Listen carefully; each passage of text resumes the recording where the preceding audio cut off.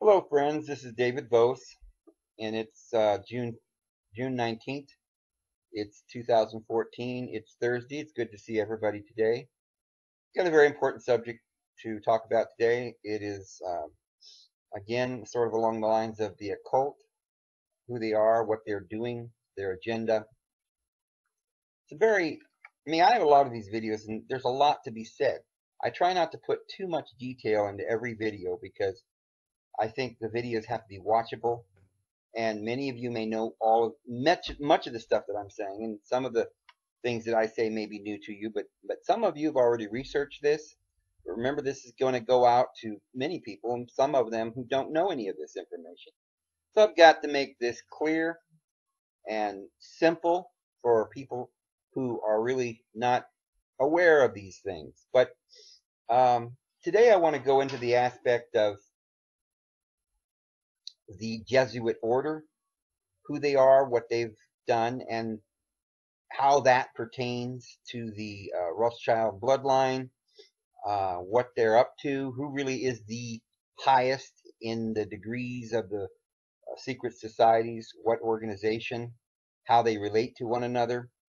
For instance, you've got the Bilderbergers, and you've got these Bohemian Society, you've got the uh, Masons, you've got the Templars, you've got the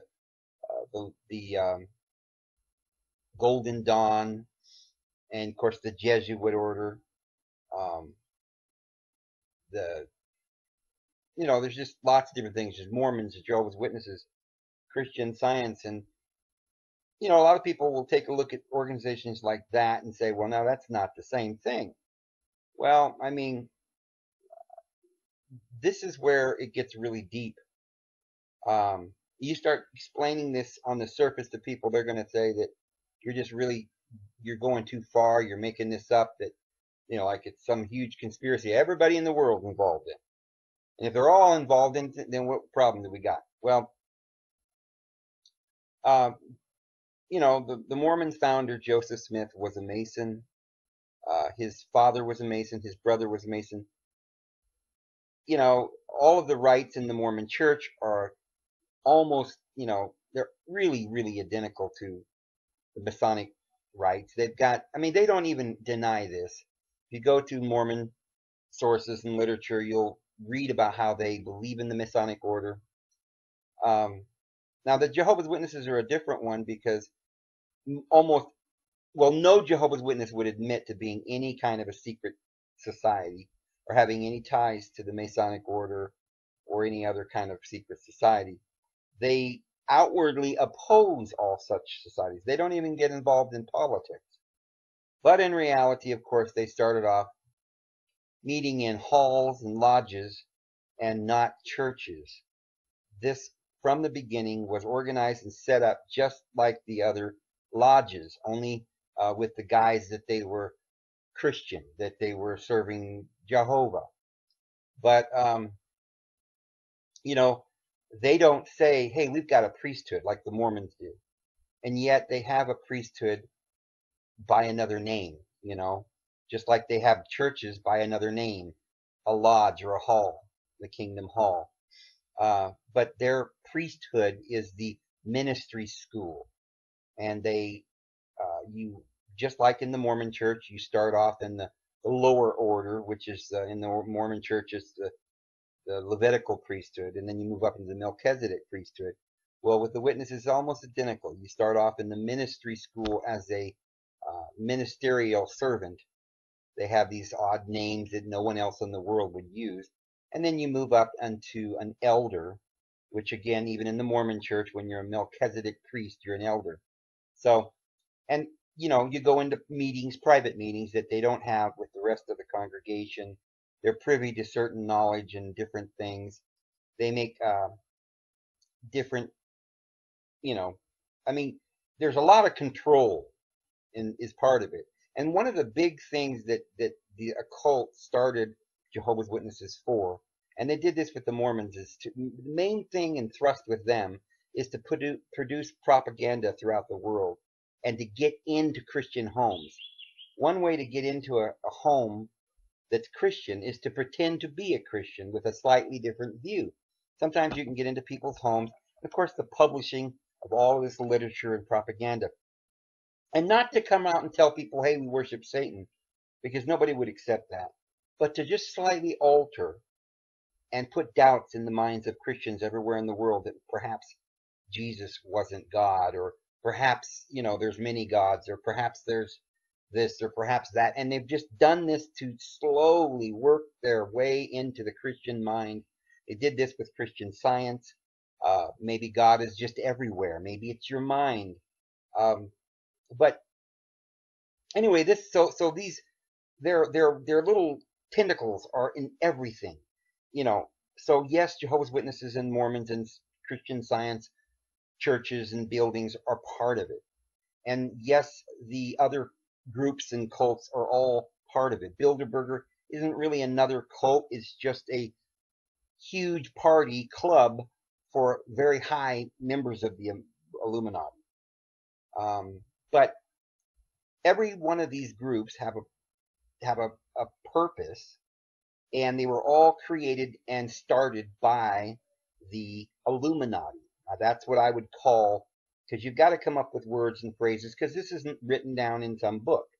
Okay, this is just human beings looking into our past and trying to determine what they did. We got to put names and categorize all of this. And so what we're doing is we're saying the entire thing is called the Illuminati. But I would even go so far as to just say it is the Babylonian priesthood of ancient days. Remember, this goes back. I mean, when ancient civilizations were on the earth, they had these priesthoods. The priesthood, like in Egypt, where they learned to write and transcribe, and they did all kinds of magic, and they mapped the charts of the stars and so forth. All of this has come down to us in the various things that they're doing today. So who is the biggest, the most, what organization is like above all the others? None of them. None of the organizations that you know about is higher than any of the other organizations. All of the organizations have a purpose. Now, the Jesuit order is not the order that runs the world. The Jesuit order is simply one of the orders that they can use to, it's like the CIA, basically. They're covert. They're beneath. You don't when you think of the Catholics, you don't think of the Jesuits, and yet they run the Catholics. That's why the last pope that they put in was a Jesuit, the Black Pope.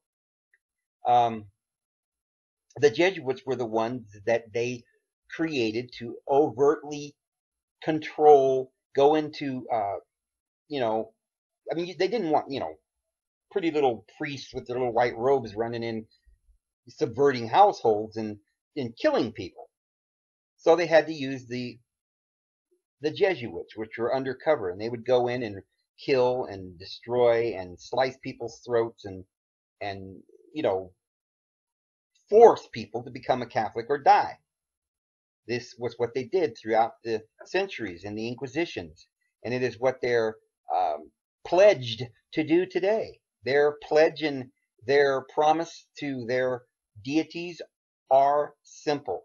They are going to subvert the entire world. Everyone will bow to them. And, does that make them then higher up than the Masons or the Mormons? Or no. All of them. So all these organizations and groups, they all serve their purpose.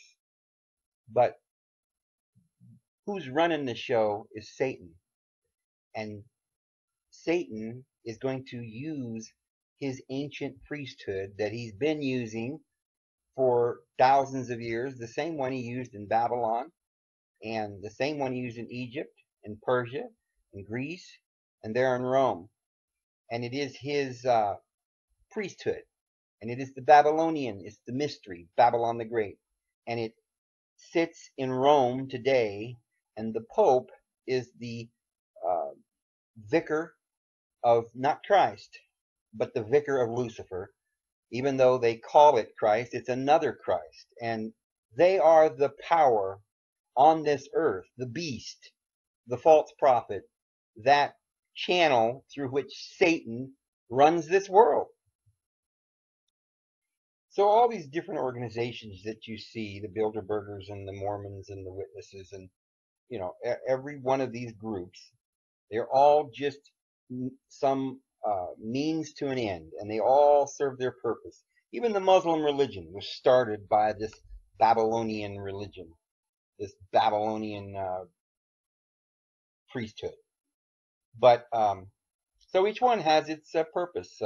For instance, the Witnesses, their purpose was to subvert households, Christian households, and to publish propaganda, and to have a small priesthood that they could bring these young boys in, get them worked through the ministerial servant classes and up into the elder classes so they could become good managers of companies and businesses all over the world.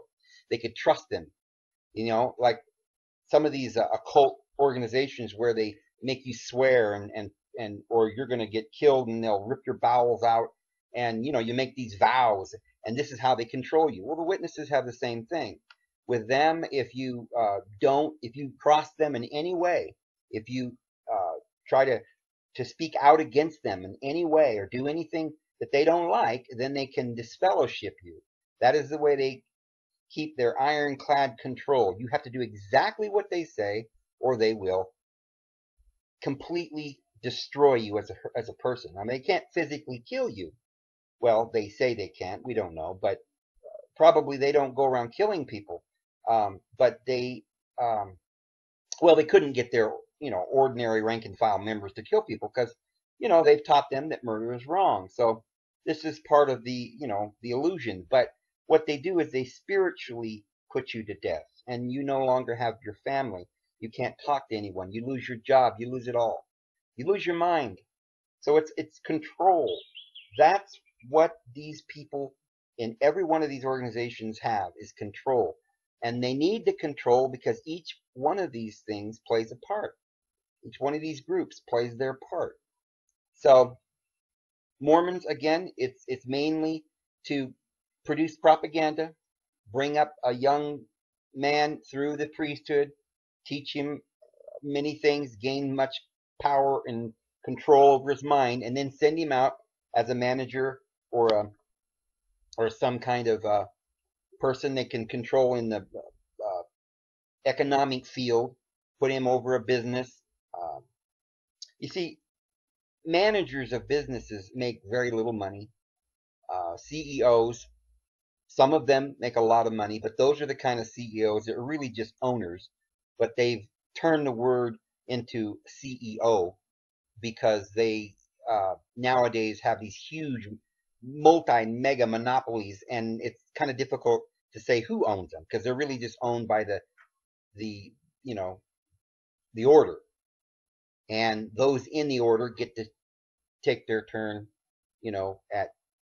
at the little merry-go-round and change seats, and so they're now CEOs, But those are the ones at the top. When you talk about any company that's got a CEO, these large companies that Walmart and so forth, these are part of the Illuminati. It never happens by accident, friends.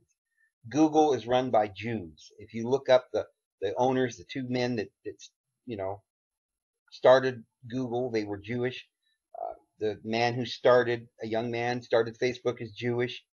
Um, they didn't start these things for a company to make a little money. They started Google to run the world.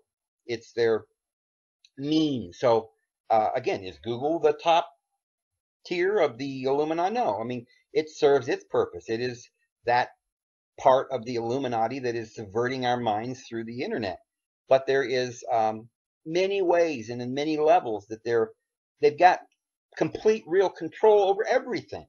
Everything, the television, the radio personalities, the everything all around us. So uh, that's pretty much what I wanted to get out there today in this message. The Illuminati uh, is a powerful, powerful organization because it's, secret. That's where they have their power. and it's full of control, and it binds people with spells. And it is straight from Satan, friends. And we, in this country, are not going to ever have our freedom and are ever going to have our happiness the way that it could have been here in America if we don't get rid of this secret societies. And that's one of the things that is very important for me to get everyone to understand, is that as citizens of America, we need to stand up and demand that these secret societies be outlawed. They should not be allowed to operate in the United States if they are going to be secret. If there's going to be things that they are doing that is related to the public, they're doing them in secret, it should be outlawed. And no one who is a part of a secret society should be allowed to run for office if they don't renounce their secret, you know, dealings and purposes. Everybody's got to be transparent. And if we can't do that, we ought to at least, as a people, be aware of the fact that these secret societies have got a monopoly on our senators and congressmen, and we should make it our business to know that when we elect somebody, there's got to be somebody that's a real person and not somebody that is just part of this oligarchy. Because they're not for us, friends. They're not for us. They're for Satan, and their whole purpose is to subvert our minds to take us away from the true God and stop us from believing in Jesus Christ. They have all kinds of mystical symbols throughout their organization, layers upon layers. And so if they tell you this symbol means this, that's only the meaning that it has for you, but it is not the meaning that they use for themselves. There are various levels and layers of meanings, and these symbols are to hide it from you, to veil it from you, but it is known to those at the top. It isn't even known by those people in these organizations. Jehovah's Witnesses don't even know they're part of it. The Mormons, probably most of them, don't even know they're part of the Illuminati. Many of the Masons who go to their lodges every day don't even understand or know anything about what they're doing. So, friends, that's what I have to say this week. I hope everybody has a great rest of the week and a good weekend to come. And this is David Bo signing out. Have a good day.